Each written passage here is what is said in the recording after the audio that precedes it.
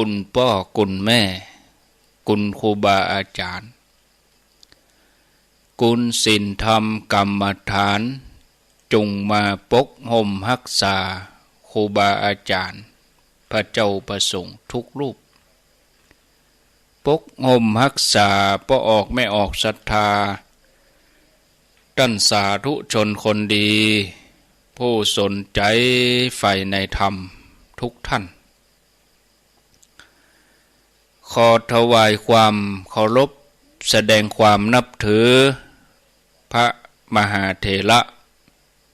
พระเถรานุเถระเจ้าคณะพระสังฆาธิการครูบาอาจารย์เจ้าที่เปิดวิทยุฟังอยู่ที่วัดติวาเวลานี้เจริญพรศรัทธาญาติโยมท่านสาธุชนคนดีผู้สนใจใฝ่ในธรรมทุกท่านขอถวายความเคารพครูบาอาจารย์ที่มีอายุพรรษามีการศึกษามีภูมิธรรมที่สูงกว่าเก่ากับผมขอถวายความเคารพแสดงความนับถือจุตนจุองค์บ่ว่าจะเป็นหลวงป่อหลวงลุงตุปี้ตุน้องเปื้อนสหธรรมครูบาอาจารย์เจ้าทั้งหลายที่ฟังรายการอยู่ที่วัดติวาบ่ว่าจะเป็นจังหวัดใดตำบลใดหมู่บ้านใดวัดใดตำบลอำเภอจังหวัดอยู่ที่ไหนตังใดเปิดวิทยุมาจับรายการนี้ก็ต้องขอถวายความเคารพแสดงความนับถือจุตนจุองค์ตัวพร้อมกันนี้ขอความสุขสวัสดีจงได้บังเกิดแก่สถานีวิทยุทุกคลื่นทุกที่ทุกแห่งบ่ว่าจะเป็นตั้งเชียงไฮ้พะเยาลำปางลำปูนเชียงใหม่เมืองน่านเมืองแป่หลายที่หลายแห่งที่เปิ่นได้รับสัญญาณนำรายการนี้ไปสู่ผู้ฟังทางบ้านรายการประจำวันพุธนี่ก็จะเป็นรายการของพระเดชพระคุณท่านเจ้าคุณพระสุวรรณเมธีเจ้าอาวาสวัดพระธาตุสีจอมทองเจ้าคณะอำเภอจอมทองท่านจะได้จัดรายการเป็นประจำทุกวันพุธในสัปดาห์ที่2แล้วก็ที่3ของเดือนถ้าเป็นวันพุธต้นเดือนนี่ก็อาตมารับผิดชอบดำเนินรายการแล้วก็พุธสุดท้ายก็มาพบปะศรัทธาญาติโยมทั้งหลายด้วยถ้าเข้าสู่เดือนกรกฎาอาตมาก็จะมาปะศรัทธาญาติโยมอยู่2 วันแล้วก็ท่านเจ้าคุณ1 วันแล้วก็อาจจะปั่นเวลาคือกับท่านสมชาติแห่งสักวันนี่เนาะก็ลองจัดสรรปั่นเวลาดูแถมกรรมก่อนเนอะเพราะว่าญาติโยมหลายคนหลายท่านก็ถามหาตนนั้นตนนี้อาตมาก็เมาจัดรายการเมื่อเจ้ากับเมื่อแรงก็ละเลยรายการเมื่อคืนบ่ได้มามาจากกับปออกไม่ออกศรัทธาก็ต้องขออภัยด้วยแล้วก็ตั้งแต่เดือนกรกฎาเดือนหน้านี่ก็จะได้มาอยู่ด้วยกันเดือนไหนก็2 วันทุกวันพุธนะทุกวันพุธเนาะญาติโยมท่านทั้งหลายอันนี้ก็แจ้งให้ทราบนะญาติโยมท่านผู้ฟังมาปะกันแล้วบ่ให้ได้ขาดแคลวเสียเวลาขอบคุณสถานีวิทยุเฮียก่อน วียงป่าเป้ากะตีดอยหมอกเรดิโอ103.50เมืองพานเรดิโออำเภอพาน 99.25 คนฮักไผ่เยาอำเภอเมืองไผ่เยา106.75 เมืองปานเรดิโออำเภอเมืองปานจังหวัดลำปาง 106.0 สตาร์เรดิโออำเภอเมืองลำปาง 101.25 บ้านแป้นเรดิโออำเภอเมืองจังหวัดลำพูน 96.25 วิทยุคนเมืองน่านอำเภอภูเพียงจังหวัดน่าน 104.50 คณะสงฆ์อำเภอฝาง100.25 วัดพระบาทอุดมน้ำบ่อสาวาอำเภอฝางคลื่นธรรมะของชุมชนวัดห้วยตองซัก 98.75 สถานีวิทยุป่าแฝกอำเภอแม่ใจจังหวัดพะเยา 98.0 ดวงดีเรดิโอแม่ขจานโมเดิร์นเรดิโอ 94.50 อำเภอเวียงป่าเป้าจังหวัดเชียงรายแม่ขจานโมเดิร์นเรดิโอทุกวันพุธแล้วก็วันจันทร์สำหรับรายการแม่ขจานโมเดิร์นเรดิโอแม่วางเรดิโออำเภอแม่วาง 90.25 อำเภอแม่วางสันโก้งเรดิโออำเภอแม่สวยขอโทษแม่สายสันโก้งนี่สันโก้งในอำเภอแม่สายจังหวัดเชียงราย 90.25 บ้านต้าเรดิโอชัยประการ 91.75 อันนี้ทีมงานของคุณดารุณีขอบคุณตัววิทยุชุมชนคนเมืองลีวัดพระธาตุ5ดวงอำเภอลีจังหวัดลำพูน 103.75 มนเสียงธรรมอำเภอแม่แจ่มวัดบุพาราม 106.25 แล้วก็ที่กาลเกตเรดิโอ 89.75 กาลเกตเรดิโออำเภอเมืองจังหวัดแป้สถานีวิทยุสัมพันธ์อำเภอเจียงแสนอำเภอเจียงแสนจังหวัดเชียงราย 106.25 ล่าสุดสถานีล่าสุดคือคลื่นใต้ฟ้าเมือง2ใต้ฟ้าเมือง106.50 นี่ญาติโยมท่านทั้งหลายโอ้ได้ยินได้ฟังกันนักมากมายหลายที่หลายแห่งก็ต้องขอบคุณสถานีวิทยุผู้บริหารผู้อำนวยการดีเจเจ้าหน้าที่ฝ่ายเทคนิคที่เปิ้นได้เชื่อมสัญญาณนำรายการนี้ไปสู่ผู้ฟังทางบ้านอินเทอร์เน็ตบ่มีเนอะวันนี้ทางออนไลน์ Facebook บ่ได้ออกถ้าได้ออกตลอดถึง4 ทุ่มนี่อาตมาถึงจะถ่ายทอดแต่ว่าวันนี้มากลิ่นเข้ารายการให้กับพระเดชพระคุณท่านเจ้าคุณพระสุวรรณเมธีเพราะว่าพระเดชพระคุณท่านเจ้าคุณเปิ้นจะมาเข้ารายการในเวลา2 ทุ่มครึ่งโดยภารกิจหน้าที่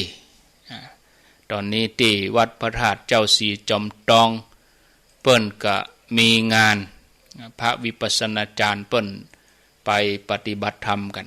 45 วันก็จะออกปุ่นวันที่5ที่6กรกฎาคมปุ่นศรัทธาญาติโยมท่านทั้งหลายเนาะเอาแล้วอู้จากันมาก็ต่อเนื่องที่ท่านสมชาติท่านมหาสมชาติได้จัดรายการเปตกี้ได้อู้ถึงเรื่องท่านชัยวัฒน์หรือวัดตุลุงยองหลายท่านก็เป็นห่วงเพราะฉะนั้นญาติโยมอยากให้ท่านพักผ่อนก็บ่ควรโทรไปเบอร์โทรท่านถ้าเราต้องการว่าให้ท่านหายไว้ๆเราก็บ่ต้องโทรไปเพียงแต่ว่าทราบข่าวทางสถานีวิทยุแต่ถ้าเราโทรไปก็บ่ได้รับได้นอนเนอะบ่รับเนอะก็น้อยใจโทรไปก็บางทีมันหมอบนจังเดือด พักผ่อนพ่องคนไข้พักผ่อนพ่องอันที่ญาติโยมเขาก็ด้วยความห่วงมาเป็นอย่างนักสอบถามอาการเปติกี้แล้วก็จื่นขึ้นมาเนื่องจากว่าเปิ้นอาจจะพักผ่อนน้อยงานนักโดยญาติโยมเขาทั้งหลายก็ว่าพักผ่อนพ่องพักผ่อนพ่องแต่ถ้าหายไป2 เจ้าเนี่ยเดือดร้อนหะมะจะลงไปไหนเนี่ยมาจัดรายการนี่ญาติโยมทั้งหลาย ให้ความสุขคนอื่นได้ก็ต้องพิจารณาญาติโยมทั้งหลายนะอันที่หมู่เฮานี่ม่วนอ่ะตุลงเอาแหมโนจัดแถมเนอม่วนเนอเอาติ๊กเอาเวลาให้นักตุลงเอานักอันเนี้ยถึงเวลาเป็นอย่างมาหูเรื่องเนี่ยเพราะนั้นเฮาก็ต้องญาติโยมเขาทั้งหลายก็ยังได้ก็บ่ดีอาตมาเขาต้องคิดถึงว่าเหมือนพัดลมเนี่ยมันเป่าลมออกตรงนอกไผมาปะทะกับพัดลมนี่เย็นหมดแต่มอเตอร์นี่มันฮ้อนมอเตอร์ที่ทำการปั่นพัดลม ตู้เย็นนี่ก็เหมือนกันตู้เย็นนี่เวลาเขาเปิดตู้เย็นเย็นฉ่ำเอาผลไม้ก็เอาน้ำก็ใส่ตู้เย็นกินน้ำเย็นกินผลไม้เย็นกินอย่างเย็นเนี่ยแต่เราลองเอามือไปอังตั้งหลังตู้เย็นฮ้อนหลวงนี่ญาติโยมอันนี้ก็เหมือนกันละครูบาอาจารย์พระสงฆ์ก็เหมือนกันก็มันก็จะมีสักกี่รูปเนาะตื่นมาห้องศรัทธาลุกเปลี่ยนกันมาจัดรายการกับญาติโยมเขามันไม่ใช่เวลามันเป็นเวลารับเวลานอน อันที่เขามันเอาเกิดว่ามันเหนือกว่าหน้าที่ถ้าเอาเกิดว่าหน้าที่มันก็เป็นหน้าที่แต่ว่าถ้าเกิดว่ามันเหนือกว่าหน้าที่มันเป็นจิตวิญญาณมันเป็นความสุขตั้งใจที่ได้ฮือเนี่ยญาติโยมทั้งหลายมันก็มีกำลังใจนะถ้าบ่ฮักบ่โหมแต่อย่าไปมานั่งญาติโยมคิดถึงเป็นชั่วโมง2 ชั่วโมงนั่งอยู่คนเดียวห้องสี่เหลี่ยมนี่มีไม้เหียตัวมิกเหียอันคอมพิวเตอร์เหียตัวไปติ๊กญาติโยมขอนอนฟังใครรับก็รับตื่นมาก็ฟังแถมเนี่ยอันนี้ต้องนั่งเก้าอี้ต้องนั่งอยู่ท่าเดียวตัวนะญาติโยมเขาเนี่ยมันจะว่านั่งฟังเหมือนเขานั่งฟังธรรมญาติโยมเขานี่นอนฟังอาตมาเขานั่งจัดรายการเนี่ยมันจะว่านอนจัดนะถ้านอนมันเสียงมันไปเป็นจะได้ถ้านอนเนาะก็ต้องนั่งชั่วโมง2 ชั่วโมงเกิดถึงญาติโยมเขานั่งฟังธรรมเกินชั่วโมงบ่ได้ไก่จะไข่ขวัดเข็ดก็เดียวการเข้าไปหาฝาการเข้าไปหาเสาเหลียวใต้เหลียวเหนือบะมีภัยกับโยกขึ้นนั่งเก้าอี้ นี่ญาติโยมเนี่ยแต่ว่าเวลาเขานั่งจัดรายการนี่มันชั่วโมงเป็นชั่วโมงนะยิ่งแยกรายการใดที่ยาวต่อเนื่องซ้ำนั่งยาวเลยอันที่เขาพักบอกขออนุญาตพักสัก5 นาทีเนอะญาติโยมก็4 มนแต่เหมือนว่ายังมาพักมนแต่หาบางทีเสียงเงียบไปเอาละถามบ่โทรมาก็ถามทั้งหลายท่านมีไหนบ่จัดรายการยังไปหลายวันบ่ใช่หลายวันนะมัน2 วันบ่ได้ 2 วันบ่ได้ซะเถอะบ่ได้ยิน2 วันก็ว่าเหมือนมนแต่เหมือนว่านอนอันเนี้ยแสดงว่าเปิ้นฟังติดใจจดใจจ่อมันเป็นการฝึกใจเฮาเนอะญาติโยมบ่ควรจะยึดติดสิ่งใดสิ่งหนึ่งญาติโยมทั้งหลายการพัฒนาชีวิตของคนเฮาก็จะต้องดำเนินไปถึงไปในไปนอกนะถ้าว่าเฮามัวเมาพัฒนาแต่เรื่องภายนอกโดยที่เฮาบ่นึกถึงละเลยในการพัฒนาภายในการพัฒนานั้นมันก็ขาดความสมดุลอย่างที่อาตมาว่าเมื่อรายการตะเจ้าว่าความสมดุลเป็นอย่างไรความสมดุลถ้าโลกเฮามันขาดความสมดุลมันก็ฝนก็บ่ตกตามฤดูกาลบ่ใจหน้าหนาวก็หนาวบ่ใจหน้าร้อนก็ร้อนบ่ใจหน้าฝนก็มาตกมันขาดความสมดุลร่างกายเฮาก็เหมือนกันถ้าขาดความสมดุลแล้วก็บ่เมื่อยบ่ยังก็ยังแต่ถ้ามันมีความสมดุลแล้วบ่ธาตุทั้ง4ในร่างกายมันมีความสมดุลกันมันเสมอกันมันก็อยู่ดีสบาย ถ้าว่าร่างกายเฮามันขาดความสมดุลมันก็เจ็บเป็นนั่นเป็นนี่ญาติโยมอันนี้คือความสมดุลถ้ามีความสมดุลแล้วโอ้มันตึงดีเนาะญาติโยมเนอะมาสร้างความสมดุลให้กันก็คือปอเหมาะปอดีปอเหมาะสมเวลาเอาอาตมาก็จะมาสร้างความสมดุลให้ญาติโยมสมดุลอยู่ที่ไหนคือเวลาอาตมาหมดไปนี่ท่านเจ้าคุณสุวรรณเมธีมาแล้วก็ตัดสัญญาณไปวัดพระธาตุสีจอมทองรับฟังพระเดชพระคุณท่านเจ้าคุณพระสุวรรณเมธีในรายการอุจจาภาษาธรรมกำเมืองจากพระเดชพระคุณท่านเจ้าคุณพระสุวรรณเมธีด็อกเตอร์วัดพระธาตุเจ้าสีจอมทองวรวิหารอำเภอจอมทองญาติโยมได้ติดตามมาฟังกันตั้งแต่เวลานี้เป็นต้นไปเนาะญาติโยมขอเจริญปอนเนอร์ทุกคนทุกท่าน